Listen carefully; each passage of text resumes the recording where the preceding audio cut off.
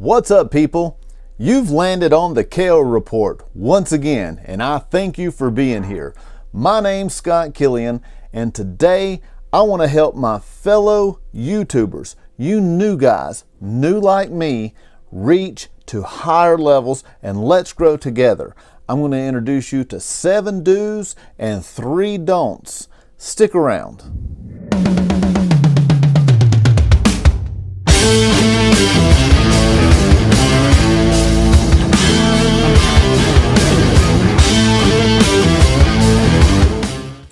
If you're new to YouTube, you're in the right place. If you've got more experience than 3 months, you're probably better off to move on to another video. This is not for you. I want to talk to the new guys. This is a newbie to a newbie. I'm 6 weeks into this, but I'm 6 weeks into this during a COVID-19 pandemic. So that means I've been quarantined at home and I've done all the work for you. I have watched countless videos of how to get your YouTube channel, or well, my YouTube channel, up and running and to be as successful as possible. Now, the good news, I've got over 10,000 views of my videos in just 6 weeks. My subscriber count currently holds at 96, but I'm sure that'll go up very soon. Speaking of subscriber count, while we're here, take a moment and subscribe to my channel and check out some of my other product reviews. Let's grow together. So let's get into this and let me show you the 7 do's and 3 don'ts that you need for your YouTube channel. First up, content and consistency. Yeah, I know that sounds like 2. I'm sorry. But the truth is, they kind of run like train tracks. They're parallel with each other. Your content has to be pure. It has to be something that you have a passion about and something that you can use your body language to grab a hold of your people and pull them in for enough attention to get them wanting to come back for more. That turns your viewer into a subscriber. Second up, find your niche. For me, I currently have 3, but I can tell which videos are exceeding other videos by the views and their popularity. I have things like the Aftershokz Trex Air. I use these for every phone conversation during my workday. Another thing that I have in my niche is in tools and equipment. That's what my regular job is. I'm over a tools and equipment division for several hundred retail stores. So I use this opportunity to do product reviews with features and benefits on different tools and equipment to go out to the field to my outside salesmen so they have something with them when they're going to talk to their customers. It gives them a way to either show it to that end user or watch and get those features and benefits and put their own little twist on it when they go to present it to somebody. And lastly, another niche that I have is restaurants. In the meantime, I have done 1 food truck review. And folks, this food truck review blew up. It had over 600 views in its first 24 hours. So I want to go out and reach out to those mom and pop restaurants. Those are my niches. Product reviews, tools and equipment, restaurants. Specifically, mom and pop restaurants. So find your niche and run with it. Third on our plate would be supply. There's countless things that you're bringing into your house that people have questions on. So make sure you have supply ready to fulfill at least your next 4 or 5 weeks of recordings. And then other things will fall into place for you. 4, SEO. SEO. I got to tell you, I didn't know what SEO was. So I Googled it. Turns out it's search engine optimization. Now, what does that mean? It just means having taglines in your title that will generate in a search engine. Coming in at number 5, keep your audience in mind.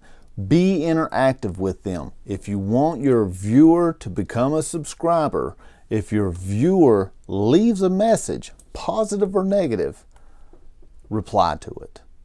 Give it a thumbs up. I know not all comments can be replyable, but acknowledge that the comment was there. Coming in at number 6, support. You're not alone in your journey, and there's all kinds of support out there. Right now, let's just talk about the free support. There is countless, I mean a plethora of Facebook pages that are set up for YouTube subscribers, growth, new to YouTube. I know I've signed up for 4 in the past couple of weeks. And what I like about these places, there's a lot of people in there that are very supportive of what you're doing. They'll give you advice, they will give you views if you ask them, and they will give you honest opinions. I've went in, I try not to drop too many links. I go in and I say, this is what I'm doing, this is what I'm looking for, and you tell me if you think I could fix it or not. And if someone, or not fix it or not, but if I could make it better. And if someone asks for a link, I'll plug it in, because I don't want to go out there trying to whore off my product to everybody and anybody and people that I've never met. I want them to have a genuine interest. When I tell them what the KO report is, if they reply, hey, I've got something like that, shoot a link, and I'll either put it on that page or shoot them an instant message and let them check it out for themselves. Some other ways to get support that's free: use all of your social media outlets. Create a Facebook page for your channel. Invite all of your friends over to that Facebook page for your channel, and that way, if someone likes your channel, they can see your videos there. And another cool place that you can find some free support is something like TubeBuddy. Check it out. It's an app you can download. It has SEO terms to help you get search engine optimization. You can check your tags. It will suggest tags for you. And I really like the layout that it has with giving you your video counts, how many videos have been seen, or how many times a video has been watched since the last time you refreshed the screen. It does keep up with your live subscriber count. It's really a neat tool, and there is a free version and a paid version of that. I'm currently using the free, and right now it's working out great for me. So that leads to paid support. Number 7. With paid support, you can upgrade your TubeBuddy. You can go, I currently use iMovie. You can go to VideoLeap and pay for that and get more video editing. You can pay for thumbnail creators and have more attractive thumbnails. You can pay for Sprizzy. Sprizzy is an account that I have used this a time or two. Sprizzy is an account that you can go to, or a website you can go to, and upload your video to it.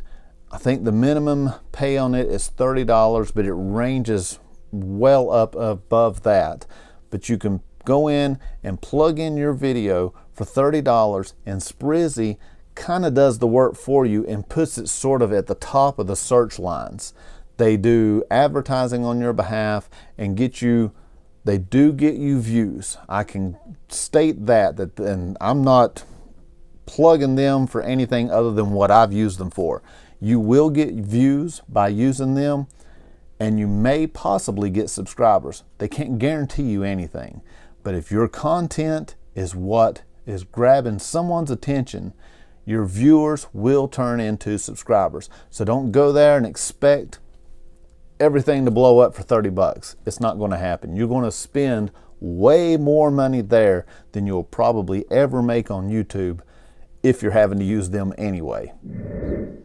So now let's get into the don'ts, the dark, ugly underbelly of things you better avoid if you really want your YouTube channel to grow and prosper long term. First out of the 3, sub to sub. As I mentioned in my do's with getting the free support with different YouTube channels, you will get more people to ask you to drop a link and sub to sub than you could ever imagine. Now, what does sub to sub mean? It means they will subscribe to your channel if you subscribe to theirs. If anyone's willing to do that and they're posting that on social media, there's no way they could subscribe to 35, 55, 105 channels in 1 hour and be a good subscriber. They can't go in and watch that many videos in a day. So you do boost that subscriber number, maybe by 1, maybe by 15 in a day. But in the end, if you're not getting the views, the subscribers are nothing but a number. So I'm telling you, if your content, the number one thing, if your content is there, your viewers will become subscribers. Keep that in mind. Please don't sub to sub. Number 2 on the don't list. Don't watch yourself on your phone when you're recording. Your audience is not yourself. It's not the time to be checking out to see, do I have a hair out of place? Do I have a booger in my nose? Is that something in my teeth? Now is the time that you need to be watching your audience. You need to be looking at where the lens is on your camera, because that's the people you're talking to, not yourself. So please, I know as a new YouTuber, that can be kind of challenging. I've noticed myself doing that and have to make several cuts and edits because I'm looking at something going on in the background, someone coming into my office, or just maybe something buzzing by my ear. Was that a gnat? Was that a fly? What do I have in here? Because I know there's some killer hornets on the way, right? And number 3 for your don'ts. This is probably the most important don't that there is, and it's why I saved it for last. No matter what you do, don't give up. You will hit bumps in the road. You will hit periods of lack of views. I have lost subscribers, and that's gut-wrenching because you're like, what happened? So don't give up. I read a Facebook post where someone was stuck at 72 subscribers. They've had their channel out now for 6 months, had over 20 videos to upload. They finally dialed something in, became a little bit more consistent with their uploads, changed their niche. Now, they noticed that their niche wasn't what was appealing. So they changed their niche from what it was, and I can't recall what it was now, but they changed their niche from one thing to another, and in 3 days, they got 114 subscribers. Now, folks, I'm sure that's organic, because if you've had a page or a channel out for that long and stuck at one number of subscribers and very few views, and you tweak it and get 114, that's organic growth, and that's going to make your channel successful. So whatever you do, don't give up. As we're wrapping up, I want to take a moment once again to thank you for watching my videos. It really means a lot to me. If you found anything here that's helpful to you, give a thumbs up. If you have a comment to share, please do so. I will reply to any and all comments that are replyable. Otherwise, I'll give you a heart or a thumb up on the reply, acknowledging that I've read your reply. I hope your YouTube channel grows to extremes that you never imagined, and I hope you've enjoyed this video. If you like the Kale Report and you keep coming back for more, hit that subscribe button. Let's grow together.